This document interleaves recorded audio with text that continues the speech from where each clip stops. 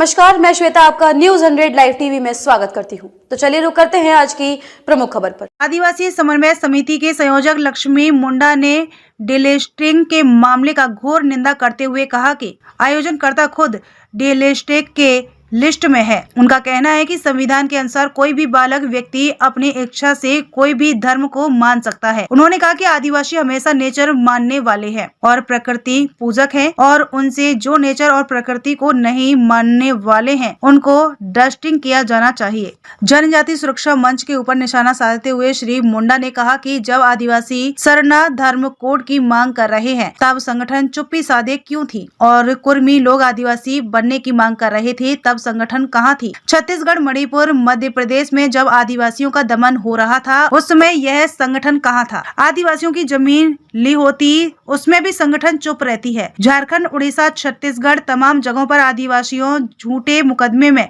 Jail में बंद हैं, उसी समय किसी की कोई आवाज नहीं आती है। श्री मुंडा ने सीधे तौर पर कहा कि जनजाति सुरक्षा मंच का संबंध सीधे तौर में भाजपा से ही है। फिर भी आदिवासी भारत के मूल निवासी होते हुए भी आदिवासियों की धर्म की पहचान क्यों नहीं हो पाई है, जबकि केंद्र में भाजपा की सरकार है। डीलिस्टिंग जो ट्राइबल लोग का, प्रकृति पूजक आदिवासी लोग का जो कस्टमरी है, जो रूढ़ी है, जो परंपरा संस्कृति है, उससे जो बाहर है, जो अन्य रिलीजन को फॉलो कर रहे हैं, मान रहे हैं, उसी को लिस्ट से बाहर करने का मांग है। तो ये जो डीलिस्टिंग जो आ रही है इसमें क्या दिक्कतें हो सकती है? जैसे मान के चलिए कि आज अलग धर्म को जो लोग मान रहे हैं, तो अगर उन डीलिस्टिंग आ जाती है तो फिर क्या नुकसान हो सकती है इससे? दरअसल नुकसान का लाभ का जहाँ तक बात है, दोनों ही संदर्भ में हम कहना चाहेंगे। जो डीलिस्टिंग के नाम पर रैली हो रही है, हमारा सवाल है कि डीलिस्टिंग के आयोजक लोग कौन लोग हैं, और जिस तरह से डीलिस्टिंग होने की बात होती है, डीलिस्टिंग करने की बात होती है, तो उसके दायरे में तो जो आयोजन कर रहे हैं, जो आयोजक लोग हैं, उन लोग भी हैं। आदिवासियों का जो नेचर के प्रति प्रकृतिवादी है, अपना रूढ़ी पर मानते हैं, अपने कस्टमरों में संचालित होते हैं, तो उससे जो बाहर गए उनको डीलिस्टिंग किया जाना चाहिए, कहा जाता है।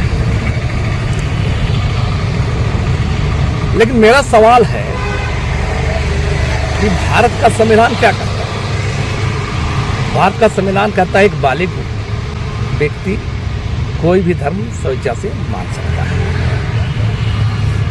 अगर जबरन किया जा रहा है, दबाव देके किया जा रहा है, लोभ के द्वारा किया जा रहा है, तब आप उसके लिए भी बाकायदा कानून है, उसका विरोध हो सकता है। लेकिन हाँ, जिस मकसद से किया जा रहा है इसको समझा जाना चाहिए। कल 24 दिसंबर को जनजाति सुरक्षा मंच डीलिस्टिंग वहाँ रैली का आयोजन किया है। हमारा कहना है कि जनजाति सुरक्षा मंच भाजपा, विश्व हिंदू परिषद, हिंदूवादी संगठन के लोगों द्वारा, उसके जो आदिवासी लोग हैं उसके द्वारा संचालित है। तो मेरा कहना है कि आप किसके गोद में बैठे हैं? अगर डीलिस्टिंग पर आप इतना ईमानदारी है तो आप निष्पक्ष रहिए, आप कस्टमर लोग को फॉलो कीजिए, आप आदिवासी परंपरा को मानिए। तो अपने आप डीलिस्टिंग के दायरे में है, दूसरे को डीलिस्टिंग करने की बात कर रहे हैं। दूसरा सबसे बड़ा बात यह है कि अभी देश के अंदर में आदिवासियों के इतने सारे सवाल सामने आए हैं, चाहे वो यूनिफॉर्म सिविल कोड का मामला हो। मैं यूनिफॉर्म सिविल कोड इसलिए कह रहा हूँ कि यूनिफॉर्म यूसीसी कानून आने से देश के अंदर में आदिवासियों का जो सबसे ज़्यादा नुकसान आदिवासियों का होगा। उसके लिए जो विशिष्ट संवैधानिक अधिकार है, संवैधानिक कानून है, चाहे वो जमीन कानून हो, ST एक्सेट्री हो, चाहे कस्टमरी लॉ हो, तमाम जो भारतीय संविधान द्वारा प्रदत्त है वो सारे चौपट हो जाए। उस पर इन लोग चुप रहते हैं। अभी हाल फिलहाल आप देखेंगे कुर्मी लोग 2-3-4 साल से लगातार इन लोग आदिवासी शेड्यूल ट्राइब बनने की मांग कर रहे हैं, उसमें भी इन लोग चुप रहते हैं। छत्तीसगढ़ में, मणिपुर में, मध्य प्रदेश में तमाम जगह आदिवासियों पर दमन हो रहा है ना, आदिवासियों का नंगा परेड किया जा रहा है, आदिवासियों को पेशाब किया जा रहा है, वहाँ ये लोग चुप रहते हैं। आदिवासी जमीन लूट होती उस पर चुप रहते हैं। इतने झारखंड, छत्तीसगढ़, बिहार, उड़ीसा, ये तमाम जगह देखिएगा आदिवासियों लोग पर हजारों आदिवासी झूठे मुकदमे में जेल में बंद है, उस पर इन लोग का आवाज नहीं आता है। तो एकाएक 24 दिसंबर को ही जनजाति के सुरक्षा के नाम पर यह रैली किया जाता है जनजाति सुरक्षा मंच के द्वारा। यह सवाल पर समाचक चिन्ह है। और उससे भी बड़ी बात यह है, जनजाति सुरक्षा मंच भाजपा से संबद्ध है, भाजपा के लोग इसमें शामिल हैं। तो मेरा कहना है कि एक तरफ डिलिस्टिंग की बात करते हैं, लेकिन आप ये बात क्यों नहीं करते आप लोग कि आदिवासियों को, प्रकृति पूजक आदिवासी देश के अंदर में, देश का सुप्रीम कोर्ट कहता है कि 8% जो आदिवासी है यही देश का मूल मालिक है, और बाकी जितने लोग हैं देश के अंदर में वो आवर्जक हैं, बाहर से आने वाले। तो सबके लिए रिलीजन है, हिंदू है, मुसलमान है, सिख है, ईसाई है, बौद्ध है, जैन है। आदिवासियों के लिए अलग रिलीजन को आज तक स्वीकार क्यों नहीं किया गया, रिकॉग्नाइज क्यों नहीं किया गया? इन प्रकृति पूजक आदिवासी जो यहाँ का मूल लोग हैं उनके लिए आज तक रिलीजन को एक्सेप्टेड क्यों नहीं किया गया? ये सवाल है। और केंद्र में इनकी सरकार है, इन लोगों की सरकार है, तो आप लाइए भाई अलग से रिलीजन दीजिए आदिवासियों को, ताकि कोई दूसरे रिलीजन में नहीं जाएं। और सबसे और भी एक बड़ा सवाल, कल का रैली में करिया मुंडा जी भी इसके आयोजक में। मेरा कहना है करिया मुंडा 8 बार सांसद रहे हैं मेरे ही संसदीय क्षेत्र से, एक बार डिप्टी स्पीकर रहे हैं, एक बार केंद्रीय कोयला मंत्री रहे हैं। इतना दिन आपको याद नहीं आया कि आदिवासियों के साथ मैंने ये हो रहा है, प्रकृति पूजक आदिवासियों का सीट दूसरा लोग ले रहा है? तो मेरा कहना है कि दरअसल इसके पीछे आदिवासियों के बीच जो जन सवालों को लेकर, जन मुद्दों को लेकर आदिवासियों की जो लड़ाई है, इसको डाइवर्ट करना, उसको पीछे धकेलना और आदिवासियों को आपस में उलझा देना है। और सबसे बड़ी सवाल ये है कि आप ईसाई के विरोध में ठीक बोलते हैं, देश के अंदर में आदिवासी बौद्धिस्ट भी हैं, आदिवासी मुस्लिम भी हैं, आदिवासी हिंदू भी हैं, आदिवासी सिख भी हैं, वहाँ आप लोग कुछ नहीं बोलते हैं। सिर्फ ईसाई और मुसलमान बने पर ही आप ज़्यादा टारगेट करते, तो समझा जाना चाहिए कि आखिर कहीं पे निगाह है, कहीं पे निशाना। तो हमारा कहना है कि इन लोग का पोल खुल गया है जनता के बीच में, आदिवासी लोग जानते हैं। लेकिन सवाल है जहाँ तक रैली करने के बाद देश के आम जनमानस का तो बात छोड़िए, आदिवासी समुदाय दरअसल सोच के लिहाज से बहुत पिछड़ा है। तो पिछड़ा चेतना का फायदा ये लोग उठा रहे हैं और लोगों को रैली में बुला रहे हैं। हमारा उसमें सीधा सीधा कहना है कि ये बिल्कुल विघटनकारी, आपस में वैमनस्यता फैलाने का और आदिवासियों को बांटने का ये रैली है। अगर ईमानदारी होती तो इन लोग को आदिवासियों के तमाम सवालों पर सामने खड़ा होना चाहिए। आप हम लोग यहाँ पर देखें, नगर निकाय का जो हो रहा था, शेड्यूल ट्राइब वाला सिर्फ छीना गया था, हम लोग लड़े, ईसीसी पर विरोध किए, कुर्मी वाला पर विरोध किए, है ना, जमीन के खिलाफ लड़ते हैं, वन अधिकार कानून के खिलाफ लड़ते हैं। तो हाँ, इस पर लोग कुछ नहीं बोलते हैं। एकाएक 24 दिसंबर आता है तो इन लोग रैली करके आदिवासी समुदाय को बांटने की कोशिश करते हैं। इसी का हम लोग का एक विरोध। अभी चुनाव सर पर है और इस तरह का मुद्दा, अभी विवादित मुद्दा सामने आ रहा है, क्या कहना चाहेंगे इसके लिए? दरअसल इसके विभाजन करके वोट को प्रभावित करना है। और दरअसल आरएसएस भाजपा को जो लाइन है कि डिवीजन करो, फुट डालो और अपना वोट बैंक के राजनीति पक्की करो, ये मूल बात। इसमें एक सबसे बड़ी सवाल आ रही है कि आदिवासी जो क्रिश्चियन बने उनके लिए डिलिस्टिंग की बात आ रही है, लेकिन जो बहुत से ऐसे सदान है, जनरल लोग जो हैं, वो भी आदिवासी धर्म को क्रिश्चियन धर्म को अपना चुके हैं और वो भी अपने क्रिश्चियन बन के अपना जीवन यापन कर रहे हैं, तो उनका क्या होगा इसमें? देखिए, मेरा सीधा कहना है, उन लोग बढ़ते हैं और इस रैली में बात नहीं है। यह ज्यादा सुरक्षा मन सिर्फ और सिर्फ खास तौर से रांची का रैली में सीधा सी ईसाई लोग जो आदिवासी लोग जो ईसाई बने हैं उस पर बात इन लोग कर रहे हैं। इस पर इन लोग का कहना है कि इन लोग हम आदिवासी का, मूल आदिवासियों का फायदा को इन लोग हासिल कर रहे हैं। सबसे अहम बात है, इस देश के अंदर में रिलीजन के नाम पर न राजनीतिक प्रतिनिधित्व होता है और न ही नौकरी में आरक्षण होता है। किसको मैंने कहा ये समझते हैं लोग, हमारा कहाँ कौन नौकरी में धर्म के आधार पर नौकरी दिया जाता है, कहाँ धर्म के आधार पर राजनीतिक सीटें होती है।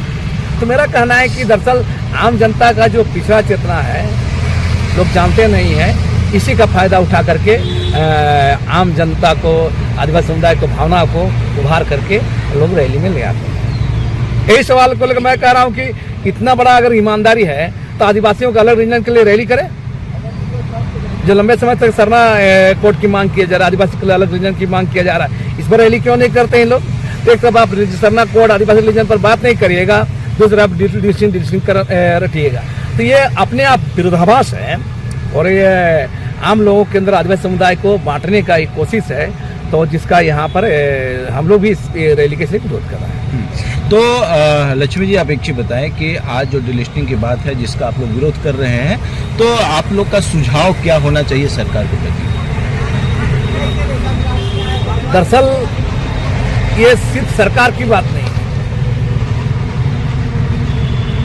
हमने शुरू में कहा, चाहे राजनीतिक प्रतिनिधित्व का मामला हो या नौकरी में आरक्षण का मामला हो, जैसे लोग कहना है कि इन लोग का सारा सीट ईसाई आदिवासी लोग हड़प लेते हैं, तो मेरा कहना है कि जो गैर ईसाई आदिवासी है उनको प्रतिद्वंद्विता में आगे आना होगा, सामाजिक विकास करना होगा, समाज के अंदर में लिखाई पढ़ाई करना होगा, अध्ययन करना होगा और सामाजिक ताकत बनना होगा, तो मैं तब जाके सब चीज़ होगा। नहीं तो सिर्फ और सिर्फ खाली जलने के हिसाब से ईसाई लोग नौकरी ले रहे हैं, शहर में नौकरी ले रहे हैं, बोलने भर से नहीं होगा, आपको कंपटीशन करना होगा। आज आप इतने बड़े तादाद में हैं तो आप पढ़ाई लिखाई में चाहे और मामले में कंपटीशन में आगे आइए और आगे बढ़िए, तब आप इस जगह पर जाइएगा। आप वहाँ पर ध्यान नहीं दीजिएगा और आप जलने के लिए आप जलन से आप इस पर आरोप लगाए तो नहीं चलेगा। दरअसल जो लोग हैं इन लोग को जानना चाहिए, चाहे नौकरी हो या राजनीतिक प्रतिनिधित्व मामला हो, आपको इस प्रतियोगिता में, कंपटीशन में आपको आगे आना होगा, तभी आप अपने को बचा पाइएगा। और वो है मूल आदिवासी जो बोल रहे हैं, आदिवासियों को जो सामाजिक जो कुरीतियाँ हैं, पिछड़ापन, सोच का पिछड़ापन, आर्थिक स्वावलंबी बनना होगा, है ना, इस सब पर काम करना होगा। इस पर काम नहीं करना है, सिर्फ आग लगाने वाला काम करने से समाज अपना प्रतिनिधित्व हासिल नहीं कर पाएगा। हम कह रहे हैं देश के अंदर में राष्ट्रपति द्रौपदी मुर्मू है, यहाँ पर मुख्यमंत्री रघुवर दास छोड़कर सब मुख्यमंत्री आदिवासी ही बने। तो कुर्सी में आदिवासी बढ़ जाने से समाज भला नहीं होता है। सवाल है सामाजिक जागरूकता, समाज के अंदर प्रतिनिधित्व लाने का, समाज को उस संदर्भ में अवेयरनेस करने का जरूरत है सब तरह में, चाहे वो आर्थिक रूप से, सामाजिक रूप से, सांस्कृतिक रूप से, शैक्षणिक रूप से, तमाम तरह से आपको आदिवासी समुदाय को आगे आना होगा और उसका जवाब देना होगा। सिर्फ और सिर्फ ऐसा जनभावना को भड़का करके मैंने आप कुछ कर पाएंगे, ये संभव नहीं है। आज के डेट में काफ़ी तादाद में खास करके आदिवासियों का क्रिश्चियन धर्म को अपनाने का बात सामने आ रहा है, इसका मूल कारण क्या समझ में आता है? हम इस पर सीधा कहना है कि आप कैसे कह सकते हैं कि क्रिश्चियन धर्म बढ़ रहा है? मेरा सवाल यहाँ है आप लोग पर। हमारा कहना है कि आप रेशियो को देखिए, कुल आदिवासी में कितने परसेंट क्रिश्चियन आदिवासी हैं? सवाल है उसको आप प्रतिशत में ना देखिएगा। तो हमारा कहना है कि ईसाई बढ़ा कहाँ है? सवाल ईसाई बढ़ने वाला बात ही बेबुनियाद बात है। सवाल है आबादी, जहां तक बात है तो सबकी आबादी बढ़ी है और आदिवासी की आबादी बढ़ी है। तो मेरा कहना है ये बात बेतुका बात है। मेरा कहना है कि आप फिर हम उस बात पर आएंगे कि अगर सही में आदिवासी समुदाय को बचाना होगा तो हमें उस पर तरफ जाना होगा। हड़िया दारू है ना, और पाखंडपुर में जो कुछ है इस सबको छोड़ना पड़ेगा। अपना रूढ़ी परंपरा संस्कृति में भी बहुत उच्छृंखलता है, बहुत पाखंड है, इस सबसे बाहर आना होगा। और प्रकृति पूजक आदिवासी का जितने भी परंपरा संस्कृति रीति रिवाज रूढ़ी परंपरा है वो यथार्थवादी, तार्किक और वैज्ञानिक दृष्टिकोण से अगर ये जो उचित है उसी को अपनाना होगा, तभी आप समाज को, आप आदिवासी समाज को आगे बढ़ा सकते हैं। खबरों में अब तक के लिए बस इतना ही। फिर होगी आपसे मुलाकात ऐसी ही किसी बड़ी खबर के साथ। तब तक के लिए नमस्कार और देखते रहिए News 100 लाइव टीवी।